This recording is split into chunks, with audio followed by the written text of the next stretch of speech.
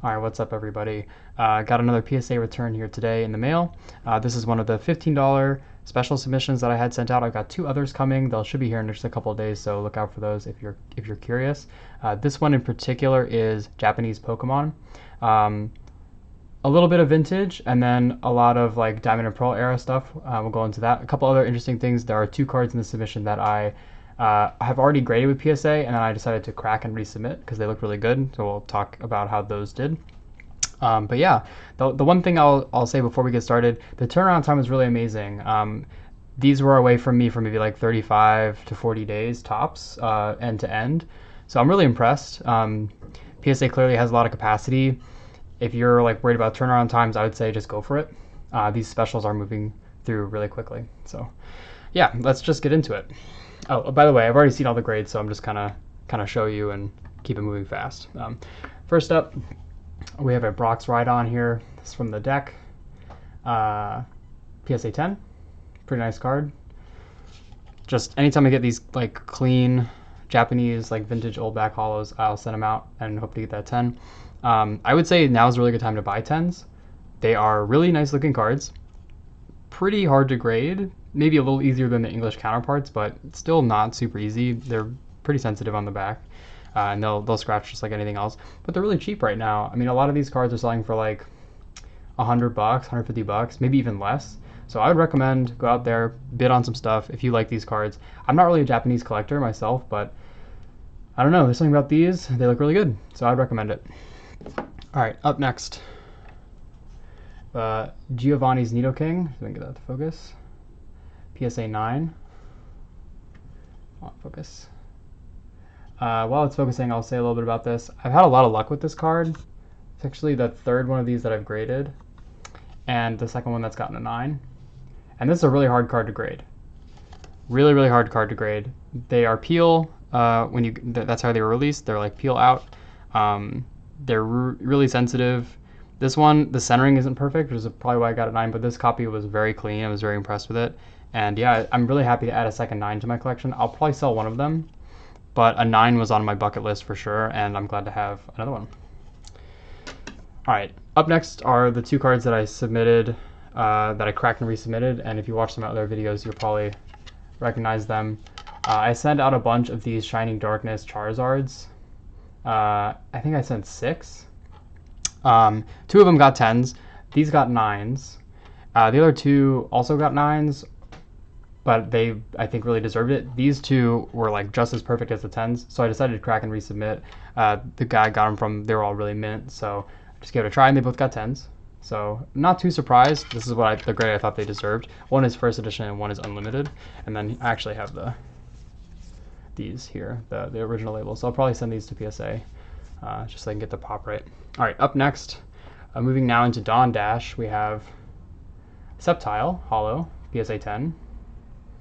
Like this era of cards, like I can't tell how easy or hard it is to grade. Sometimes I get the cards and they're really clean, but I bought a lot of this particular card, and this is like the only one I thought was even had a shot at a 10. I have a stack of maybe like 20 or 30 of these with like little chips and stuff. So I don't know, it's probably set dependent, but I've had trouble with this particular Sceptile that I've been going after. And the Gen 3 starters are continuing with this Moonlit Pursuit, first edition Blaziken PSA 9, and I'm not going to slow roll the second one. They both got 9s. I'll take a close look. This submission, I really tried to keep it tight to cards that I really thought would get 10s, because a lot of these Japanese hauls aren't worth a ton of money, like maybe $100, $200. So I didn't want to send a bunch of like $50 cards in a 9. In a 9, these are not worth a lot. So I'll take another look just to make sure. They may be a crack and resubmit, but since those Charizards did so well. But I don't think that this grader was necessarily off base. A lot of the grades were what I thought they would be. Continuing on with the third starter, Moonlit Pursuit. This is the Swampert, and it got the PSA 10. So pretty happy about that. All right. Next up, we have Rayquaza, PSA 9. This one, I don't think this is wrong. This is probably like the weakest card in the submission, in my opinion. I think it had some sort of cosmetic damage on the back that I cannot recall. Yeah, I can't remember what was wrong with this, but maybe it's like front silvering. There's a lot of silvering on these cards. This was the one where I was like, I don't know if it's gonna get a 10, but I still thought it was pretty strong. Definitely not confused about the 9 there. All right, up next, Arcanine. I love this art.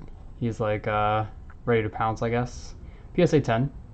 Pretty cool card. I like the contrast of the like really bright emerald green foliage against the red Arcanine and the red fire card frame. All right, up next is another like really a favorite of mine, the Moon Giratina, PSA 10. This is my third PSA 10. Yeah, the guy I bought these from just sent me a bunch of 10s, I guess. This is my last one that I thought was in good enough condition to grade. Really beautiful card. Just such sick art.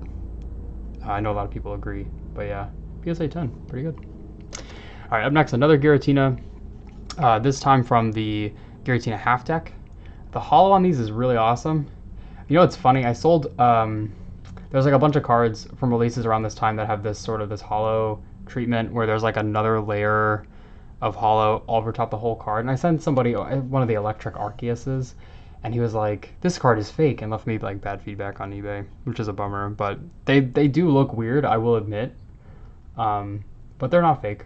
PSA agrees with me. This one got the 9. Maybe the centering is a little wonky. Back's perfect. Also, I wonder if that like holo layer is pretty sensitive. I wouldn't be surprised if there's like some sort of scratch that I missed. It's pretty hard to look at for too long under the light. But yeah, pretty cool Giratina. I like the art a lot. Up next, Pikachu promo. This is from the 11th movie commemoration set. This is like a one of those files or binders.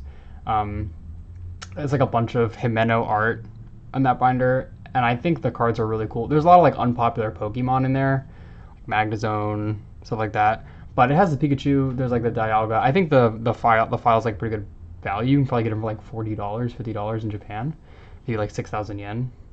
And the quality of the print is pretty good. This Pikachu is really nice looking. So you got that like that EX border.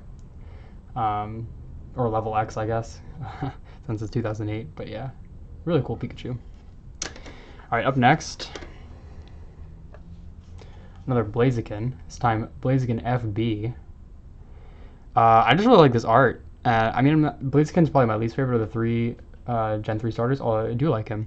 But this art is really cool. I like just kind of like anime style, given a kick. PSA 10 is a great grade. I saw one of these end for like $100 on eBay the other day. It just seems like really good value for those people who are looking to buy these kinds of cards. Just go out there and get them. Now that PSA's opened up. All right, more some Advent of Arceus here. We've got Zapdos G, PSA 10. Again, this art is really cool. I really like these like trainer associated Pokemon from this era. Just reminds me like Versus set, all that stuff. I got another one as well, PSA 10. So not gonna slow roll that. They're really cool. I think this card is like pretty underrated. I just think it like reminds me of like Shadow Zapdos from Pokemon XD and all that stuff. All right, one more Advent of Arceus card. We've got the shiny Bagon holo. This time's PSA 9. This grade I also agree with. I didn't think it was perfect. I think it had some front chipping. People who are grading these cards probably know what I'm talking about. But just on the corners, so I wonder if I can get that to focus. Probably not. It's like it's very light. The coloring, I mean, it's very light, so it probably won't focus. But I feel like there's front chipping on these cards, these shiny cards. Must have just been how they were cut, like whatever sheet they had these on. And yeah, it's kind of got that same Giratina holo pattern. It's kind of hard to see. It's not really catching that well. Sorry about the lighting. But yeah, I like Bagon. I mean, I like the Salamence line. This is probably my favorite of the like basic Pokemon shinies. The Ponytail is really cool too, of course. But I like little green Bagon. All right, just a couple more. These are from 2012. We've got the Rayquaza. I can't remember the guy's name. It's like a movie. It's like a movie promo or something. They PSA very helpfully abbreviated it, so I can't remember. Like Nobunaga, I think maybe. Maybe that's wrong. Anyway, shiny Rayquaza, man. It's pretty sick. PSA 10. And then another Rayquaza, Dragon Selection, PSA 10. I'm like very conflicted on this holo from this era. I guess it's black-white era. Like the horizontal lines all over the border. It's like it's very aggressive. Sometimes I'm like, this is sick and I love it. Sometimes I'm kind of like, this card looks weird. I don't know. I'll always be a Cosmos Holo person, but I haven't quite decided how I feel about these. But, you know, it's Rayquaza, PSA 10. Can't complain about that. All right, so that's everything. Yeah, thanks for watching. I'll have a couple more submission videos here soon. I also have two submissions coming in from Ludkin, so I'll probably do both of those together. Yeah, Ludkin's US getting back to me with a submission. And then I have two more $15 submissions. One is vintage Japanese Yu-Gi-Oh, which will be really cool. I got at least one really good card in there. And then the other one is English Pokemon. That one will be interesting. A lot of those cards I've submitted before. So if you're curious about that kind of thing, I'll see you in that video. See ya.